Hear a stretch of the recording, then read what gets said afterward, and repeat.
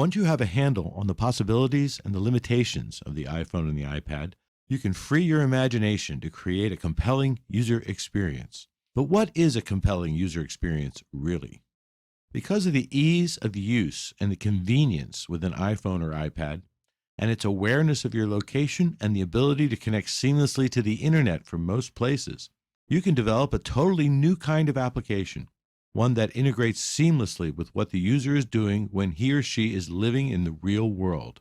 The iPad and iPhone both allow an immediacy and intimacy as it blends mobility and the power of the desktop to create a new kind of freedom. I like to use the term user experience because it implies more than a pretty user interface and nice graphics. A compelling user experience enables users to do what they need to do with a minimum of fuss and bother.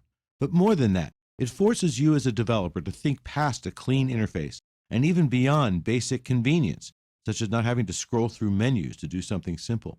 It includes meeting the expectations of the user based on the context, all the stuff going on around the user. So what makes a compelling user experience? Several factors, and I lump them into the three most important ones: interesting, useful, and plentiful content, powerful, fast, and versatile functionality, and an intuitive interface that engages the user. Interesting, useful, and plentiful content is essential. What most of the really good iPhone apps and iPad apps have in common is focus. They address a well-defined task that can be done within a time span that is appropriate for that task.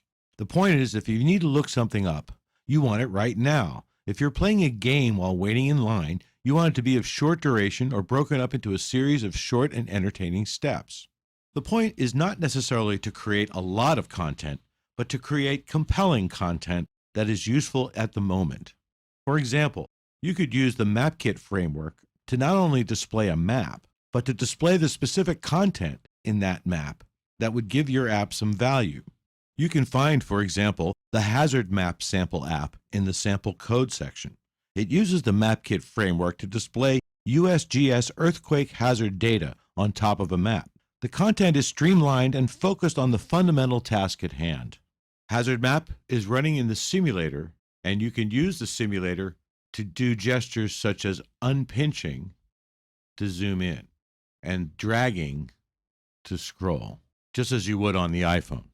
And the point of this app is that although you can provide a near infinity amount of detail just to get a single task done, you don't have to. You need to extract the essence of each task, focus on the details that really make a difference.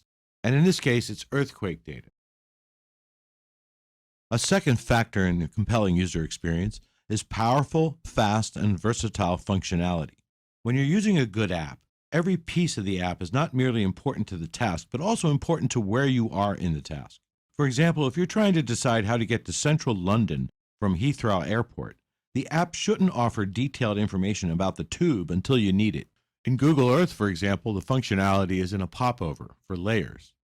In Foursquare, you check into places that appear on your screen because they're nearby. Find My iPhone is incredibly valuable for finding a lost iPhone or iPad or iPod Touch. And in GarageBand, when you're playing a guitar, the chords you see depend on the song. And in all these apps, you don't have all of the facilities of the app, but just the functions that are important to where you are in the task at hand. Another example is that an app can know not only where you are, but what direction you are heading. For example, you can use the code in the Breadcrumb sample app, which demonstrates how to draw a path using the MapKit overlay. Breadcrumb not only can use your current location and zoom into it, but can then track your location as you move. Given that much information, it should theoretically be able to predict where you're going. And by the way, these sample apps are available in the sample code section of the iOS Dev Center, and you can use code snippets from these sample code files for your own app. The third factor for a compelling user experience is an intuitive interface that engages the user. The main function of a good app should be immediately apparent and accessible to the user it's intended for. The standard interface components give cues to the user. Users know, for example, to touch buttons and select items from table views. You can't assume, though, that users are so excited about your app that they're willing to invest lots of time figuring it out. Great apps are based on the way people think and work. When you make your app a natural extension of the user's world, it makes the app much easier and more pleasant to use and learn. Your users already have a mental model that describes the task your software is enabling.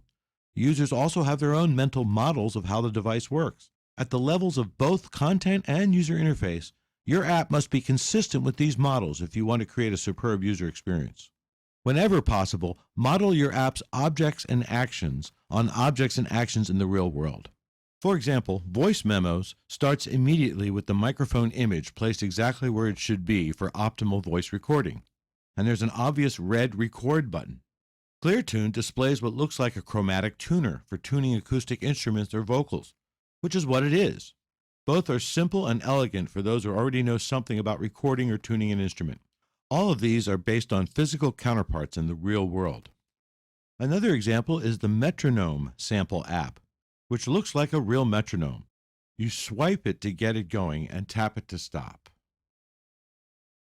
Here I've just swiped to the right, and then I can tap it to stop. Metronome also demonstrates how to animate a rotation, interpret touch events, and display a simple application preferences view. The preferences view appears when you tap the I button. Here you can set the time signature for the metronome. Tap Done to go back. And this is a very typical utility style application, which is similar to the sample app we are going to build. Although simplicity is a definite design principle, great apps are also easily understandable to the target user. For example, the Bubble Level sample app presents a simple interface, an analog of a carpenter's level. The user interface displays in landscape mode to make it clear to the user which side of the device is the reference side. The bubble animates to reflect the tilt of the device. Arrows indicate which end of the device to raise or lower to achieve level. There is also sound feedback that lets the user know when the device is somewhat near, very near, or dead on level. There are two more important aspects of a compelling and intuitive user interface: direct manipulation and immediate feedback. The Simple Gesture Recognizer sample app shows how to implement gestures for direct manipulation with fingers. You can explore this sample app as well as another one called Touches to see how these touch events are coded. The Simple Gesture Recognizer sample app runs on the iPad simulator, and when you drag to the left, it swipes to the left if you have enabled left swipes turned on. If you disable left swipes, swiping to the left does nothing, while swiping to the right continues to work. The Touches sample app shows what happens when you touch or tap once, or tap twice, tap 3 times, and also lets you drag objects around. The Touches app has code that can be very useful for your app. Direct manipulation makes people feel more in control. On the desktop, it meant a keyboard and mouse. On the iPhone, the multi-touch interface serves the same purpose. Using fingers gives the user a more immediate sense of control without an intermediary, such as a mouse. To make this effect happen in your app, one way is to keep your on-screen objects visible while the user manipulates them, as it is in Touches. Immediate feedback keeps the users engaged. Great apps respond to every user action with visible feedback, such as highlighting a list item when the user taps it, or moving an object when the user drags it. Because of the limitations imposed by using fingers, apps need to be very forgiving.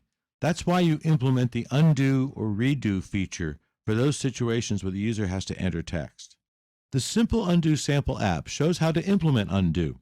The code in the Root View controller displays information, such as title, author, and copyright date, that the user can edit by tapping Edit in the navigation bar, and then tapping the field to edit, such as book title.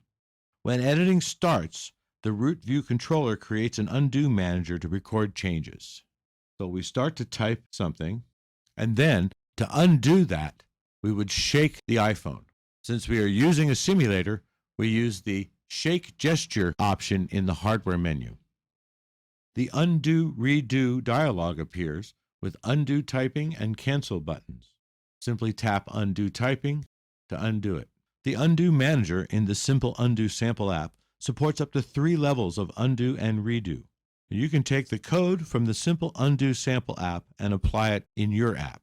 And this is just one of many examples where the sample apps in the sample code section can be very useful for developing your app.